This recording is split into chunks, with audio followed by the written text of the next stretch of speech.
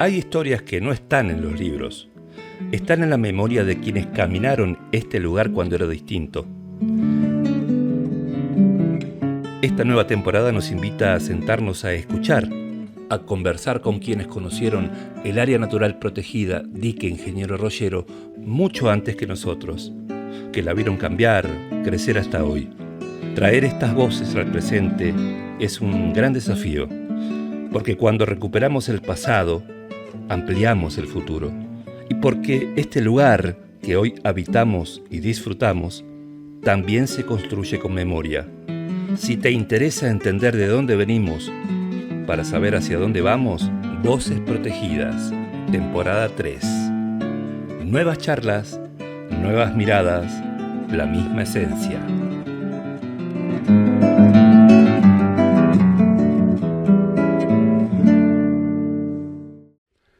Capítulo 8. Eduardo Schreiber, parte 1.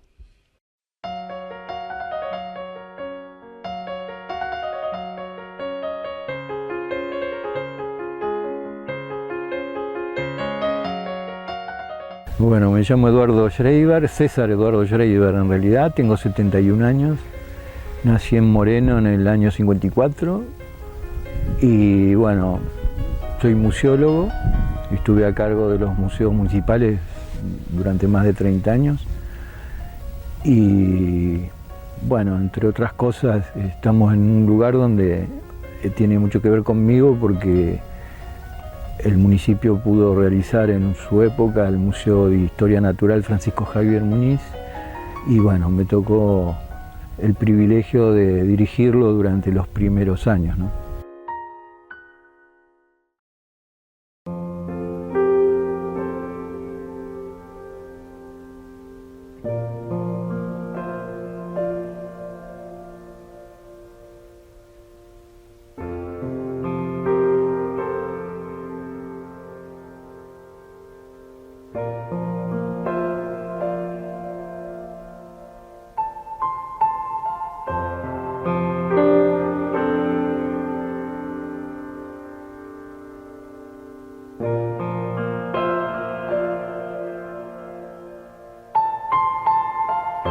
Es interesante todo lo que es el área natural protegida de Moreno, entre los cuales, alguna de estas actividades, en su momento fue el museo que permaneció durante 10 años abierto al público y realizó distintas actividades, entre las que la más importante para nosotros fue la educación de las escuelas y en fin, también contribuir a la conservación de este lugar.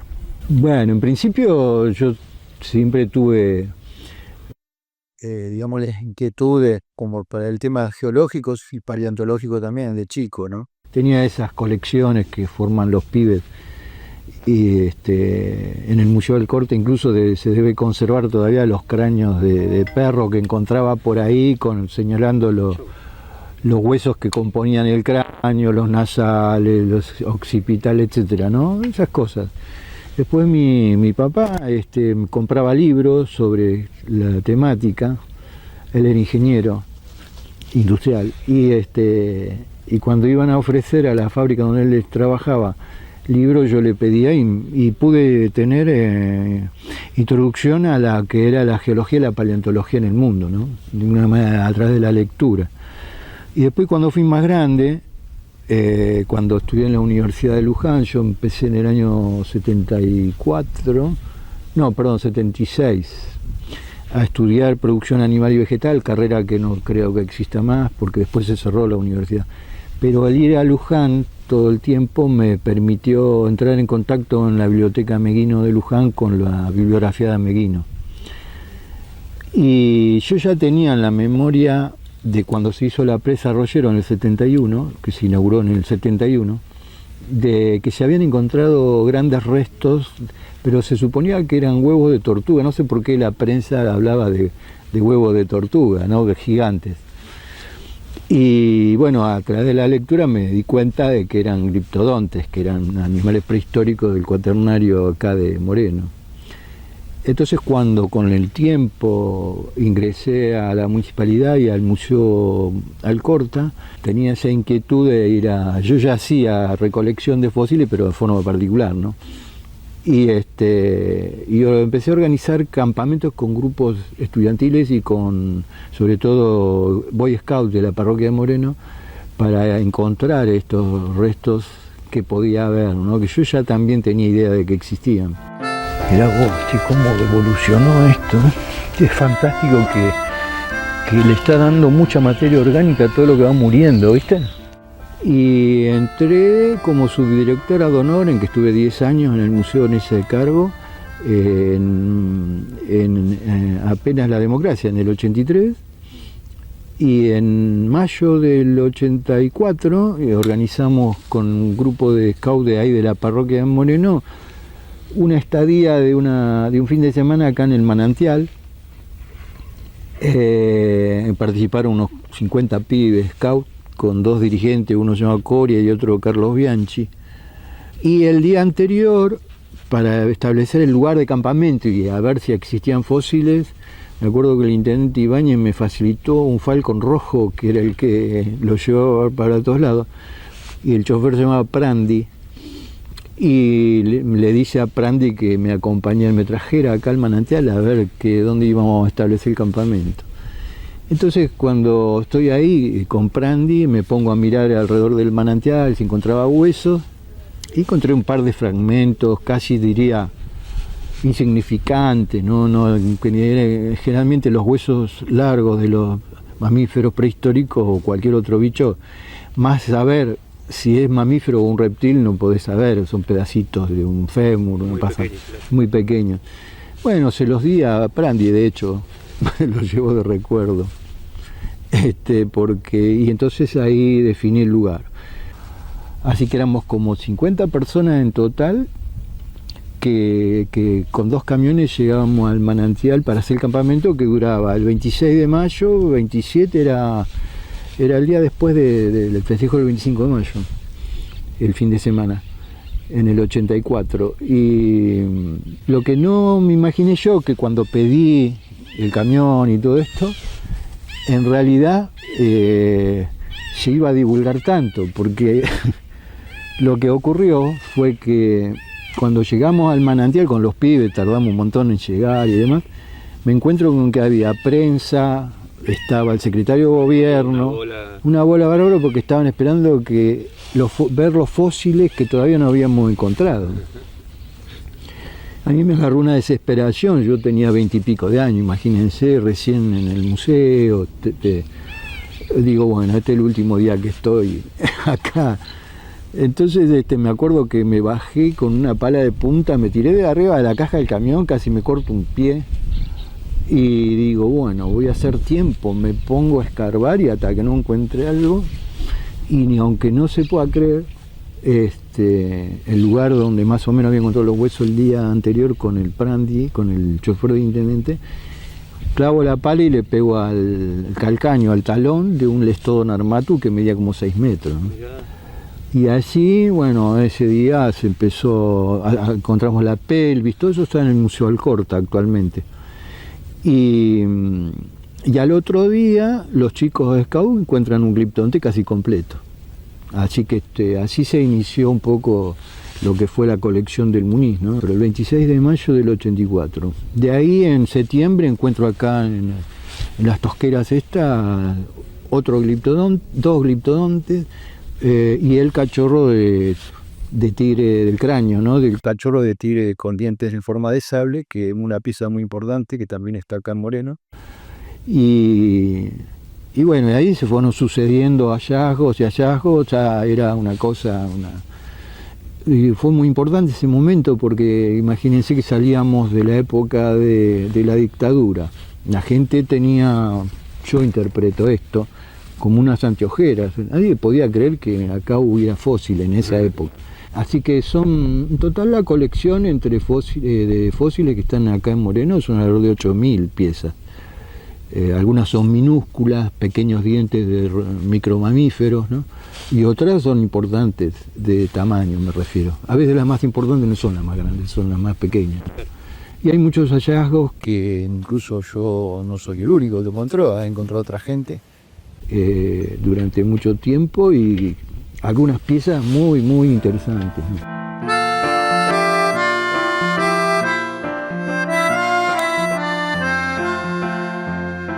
Son unas 40 especies de mamíferos extintos, ¿no? De los que ya no habitan la zona. Ocurre que los gliptodontes hay de muchas especies y géneros diferentes. Lo mismo ocurre con otras, ¿no? Mastodontes hay poco, están el Mastodon platensis, pero también Megaterio, en fin, Milodon, del tipo de dentados que se les llama pilosa porque no tienen caparazón, hay un montón, son como 20 especies y géneros diferentes.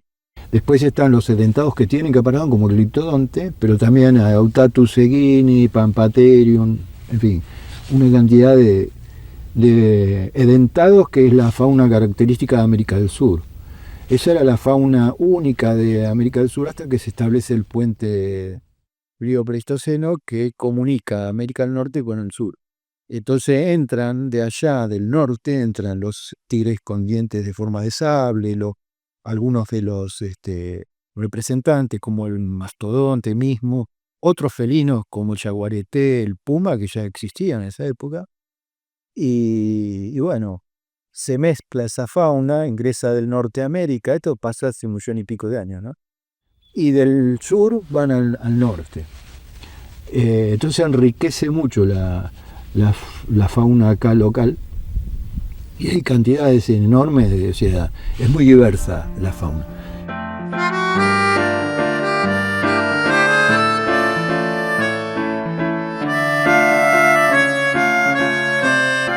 Yo trabajé, fui autorizado, ahí ustedes van a ver después, hice todo lo que había que hacer en el Museo de la Plata, en el Instituto Cultural de la Provincia de Buenos Aires. Fui autorizado desde Moreno hasta San Miguel a extraer fósiles. Realicé el registro paleontológico de esta zona. Creo que es el único museo, el Muñiz, que tiene declarado todo su patrimonio en la colección nacional y provincial. Estaban autorizados y haciendo las cosas como hay que hacer. Es más, el Museo de Parque Centenario, el Museo de Rivadavia, nos daba las emergencias paleontológicas. O sea, nosotros nos avisaban, mirá, avisó a alguien que se encontró algo, un hueso, y nosotros íbamos. Teníamos interés en, de alguna manera, jerarquizar su patrimonio paleontológico y darle a Moreno algo diferente, algo que pertenecía a su propio patrimonio. Pero no puedes discutir la autoctonicidad, digamos, de lo que es un fósil, ¿no?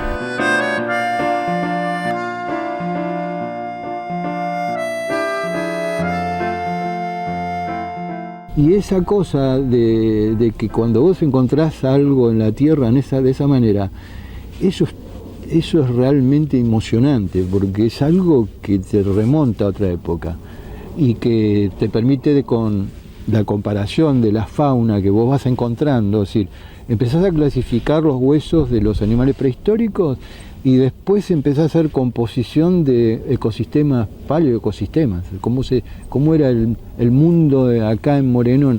Entonces, por eso uno sabe que Moreno fue alguna vez un mar, un océano, fue también un lugar más como el del litoral, con carpinchos, con fauna y flora mucho más subtropical, como también fue de un clima seco y frío, donde encontrás guanaco, donde encontrás otra fauna, tuco, por ejemplo, como en la costa. Y esa reconstrucción de paleoambientes es lo más interesante. Yo a veces cuento que a medida que fui explorando, sobre todo a mí me gusta más la geología que la paleontología, ¿no? Explorando las distintas columnas sedimentarias, ¿no?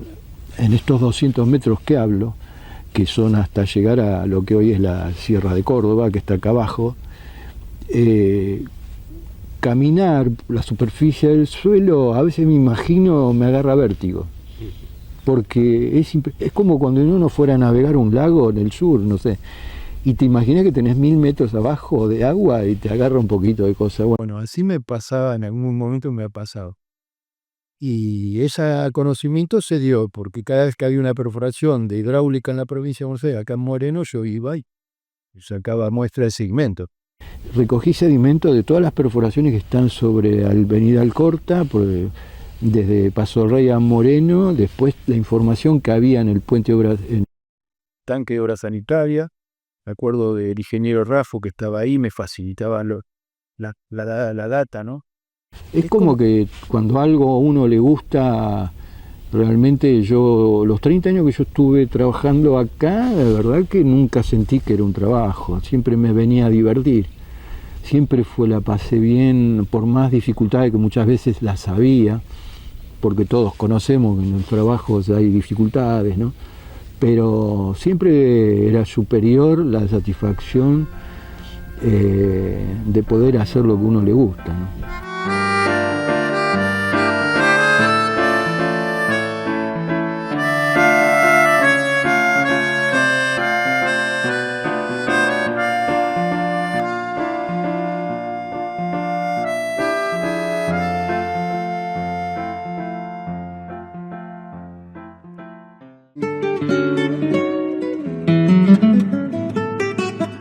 Voces Protegidas es una producción de Guardaparques Moreno, Secretaría de Ambiente y Desarrollo Sostenible, Municipio de Moreno.